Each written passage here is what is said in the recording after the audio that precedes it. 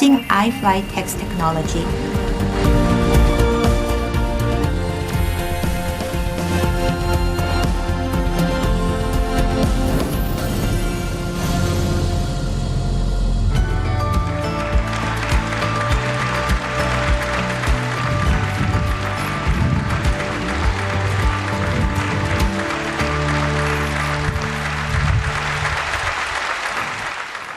Good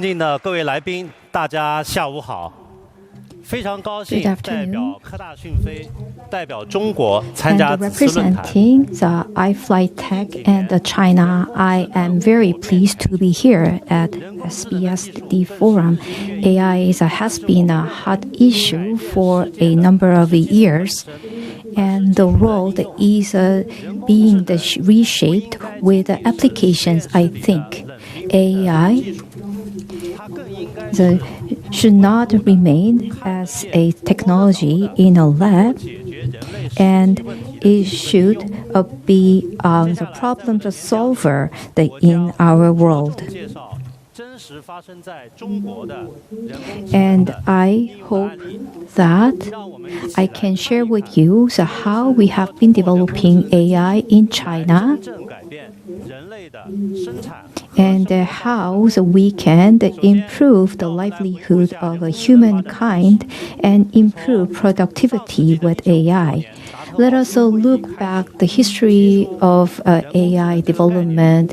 And AI, the concept was introduced in a Dartmouth conference in 1957, and 70 years have passed since that. There have been 4 waves of AI development. It didn't end as a success. However, the AI development began in the 1970s, and then the in-depth inferencing and the AI, the development led to a large volume of data, and that led to the 3rd wave of AI development in 2006. And there were important milestones, including the AlphaGo, which defeated Lee Sedol, the Go player. And there's machine readings that exceeded the level of human intelligence. And in the October 2023, the ChatGPT triggered the rise of intelligence. And in 2022, the 4th wave began and is expected to change our everyday life. The 4th wave will be explained in the several stages of technology development. If you look at this graph, and initially when first technology is introduced and 2.5 of the whole population, the innovators will adopt this technology over time. So they are going to use a technology brought about by the AI. So then the early adopters will use the technology. When we look at these the growth graph of technology, I think the AI is becoming the mainstream, moving beyond the early development stage. In 2024, the AI's users volume has increased twice. And currently, out of the total population, the 57% became the Gen AI users. And another case is in the early 2025, the number of unicorn companies was analyzed, and 57% of all the unicorn companies that emerged in 2025 are the AI-based companies. So let me introduce our company, iFLYTEK. And we are the first university student-founded public company because we were founded by professors and students from the University of Science and Technology, China. So we are pioneering 26 years of AI foundation technology innovation. In 2008, when we founded the company, we didn't expect the rise of AI. And we didn't expect how our technology would reshape the world with AI. However, we made progress, and in 2008, we introduced the speech synthesis technology. So it was first to surpass average human level in general speech quality. In 2015, our speech recognition began to surpass human transcription accuracy. And more recently, our iFLYTEK applications passed the medical exam. And in 2018, our machine translation has reached the level of a professional translation. And now, so you can see that the translation technology, as you see on the screen, and also we ranked number 1 in the Stanford Machines Reading Test, and it is over the level of a human intelligence. In 2003, we introduced a Spark model, and early this year, we upgraded the large model for the deep inferencing and with X1. So we want to beyond these technology capabilities because we can make a bigger impact with applications. I think the applications are key to this development. Currently, the AI is growing many industries, and all these are the application areas that we have been supported. So I want to show how AI is powering so many industries. First, the impacted industry is education, and our idea is to provide a personalized education. And actually, this idea was introduced by the Confucius. So he actually came up with an idea of a personal education, and every child has a different strengths and weaknesses. So we need to build an innovative student-centered education and learning system systematically with AI so that we can help every child achieve their dream. The Confucius idea, however, they came across a big obstacle because when we look at the past education system, it was based on the apprentice with a few number of teachers. So teachers could not teach many students, and while they provided personalized education. However, now we teach students in classroom, and sometimes the 40 to even the 50 students have to be taught. So it's hard for teachers to know the students' strengths and weaknesses. So we need a big data and AI to build a system. Then we can build a student-centered education system. And during the process of teaching and learning, we have the data to analyze the performance and how that we can see how students are performing, and we turn the data into the insights, and then we can provide a precise instruction to students. And in the past, we only had the multiple choice questions, but now the AI can help children to write essays and answer open-ended questions, and they can learn the math formulas with the help of AI. And we write a diagnosis, a report depending on students. Then we can understand the strengths of the students and provide a personalized education solution. Then the personalized assignments can be given to each child. And when all these graphs of the students are combined, then the schools and the class can issue a report, and teachers can refer to the reports and identify what to improve and what to add in the teaching. And when we evaluate all the data, we will be able to identify the ways to improve the learning journey of students. And in each knowledge point, we leave a mark. And the green means students are performing well and they understand well. And if the red point is showing up and it shows so things to improve, and then we can make an individualized graph and design the individualized learning. Then, so they can focus on what they need to learn more.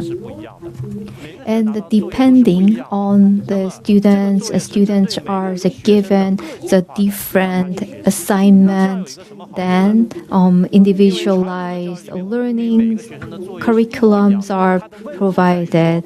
In the past, all the assignments were all the same. High performing the students then they end up wasting their time, and the poorly performing students cannot complete their assignment. Again, it's a waste of time. So when we have a student-oriented education system, we can effectively use the students' time. I'm going to explain how we implemented these applications. Currently, so in China, there are 200,000 schools, and out of them, we provide our service to 50,000 schools. Through AI education, we support their education, and according to our statistics, so we reduce the time, the consumption for the daily knowledge acquisition by 50%. We improve the efficiency of learning of students, and what's more important is students are encouraged to spend more time interacting with friends. So when we reduce time consumed for the learning, and we can alleviate anxiety of students, and then in turn it will lead to a better performance and productivity of students. And you will also know when students are stressed out, it will increase the anxiety for both students and parents. And another impact we made was to improve the foreign language learning in China. When Chinese students learn English, they are very good at the reading and the reading and the listening, but they cannot speak or write a good text.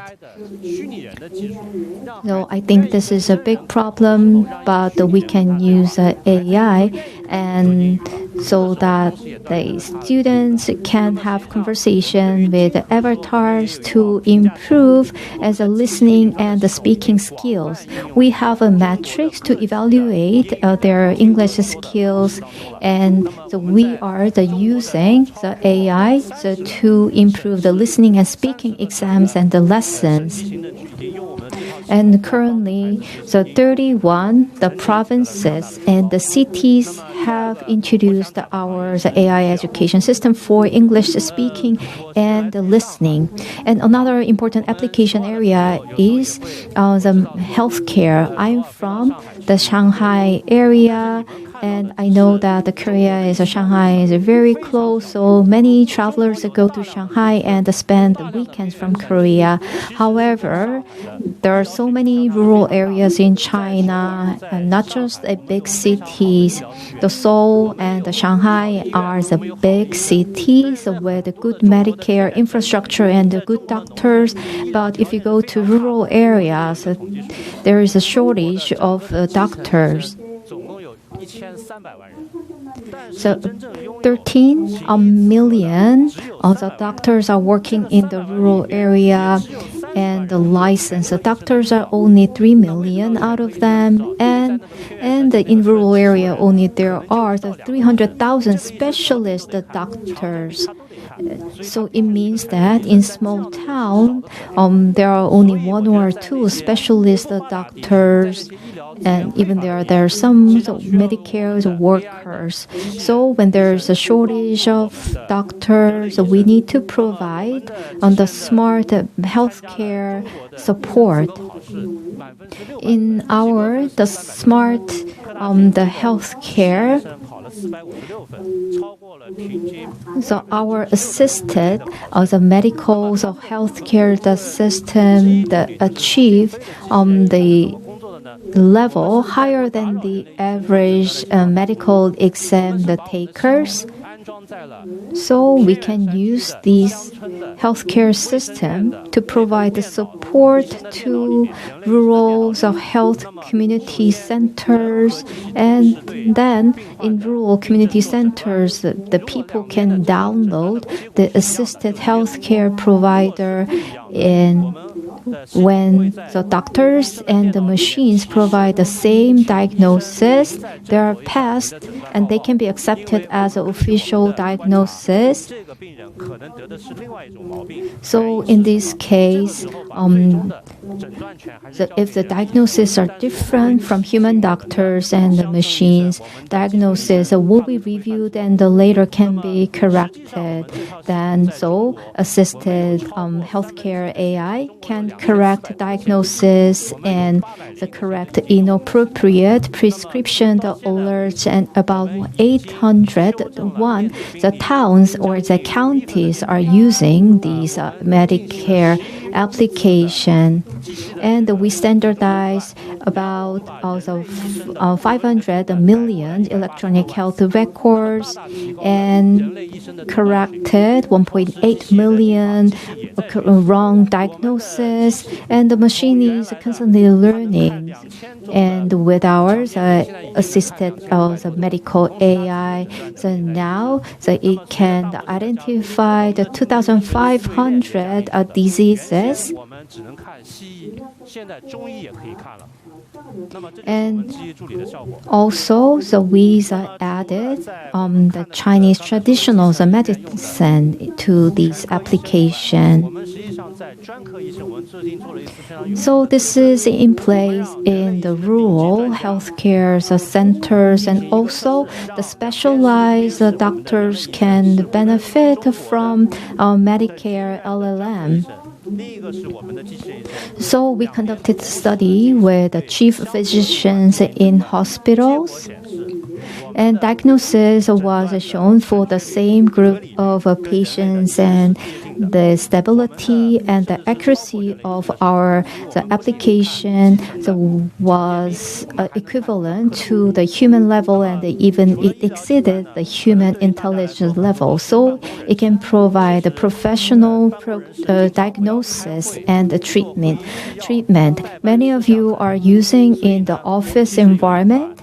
So I want to talk about AI plus Office. So we have the Guinness World Record with the world's thinnest e-ink Office notebook. It is as thick as 2 coins, and you can write the meeting minutes and summarize. And when you use it for handwriting, it's systematically converted to standard text. And also, there's a real-time AI voice assistant feature.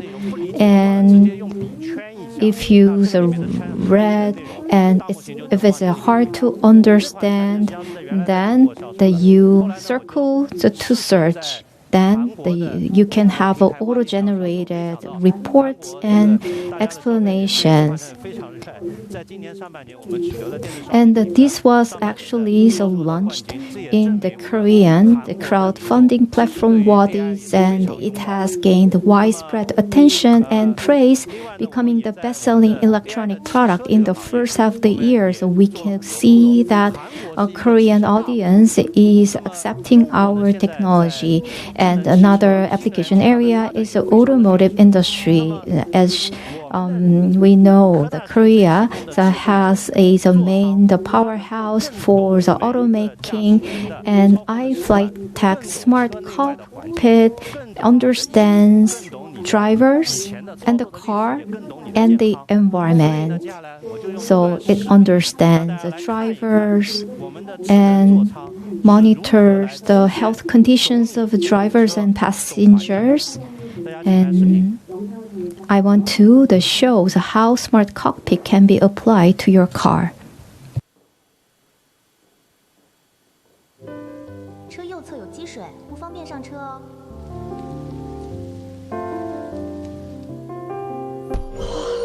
冻死了！别担心，身上有点湿，马上帮你烘干。哎，这个路亚，我好像在哪儿听过呢？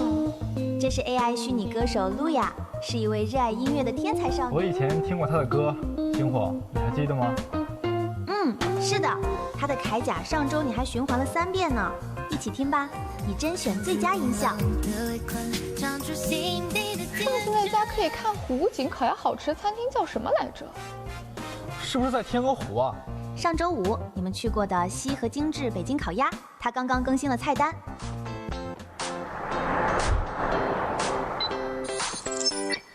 本次停车费共计4元，是否确认支付？确认支付。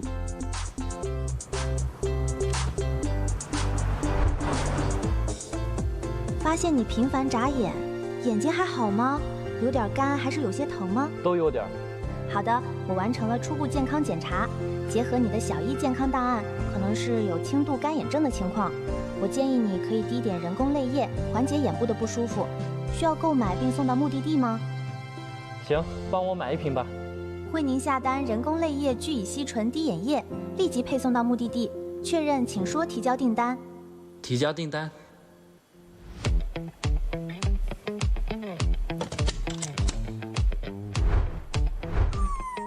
请注意哦，小薇和多多还没上车。走。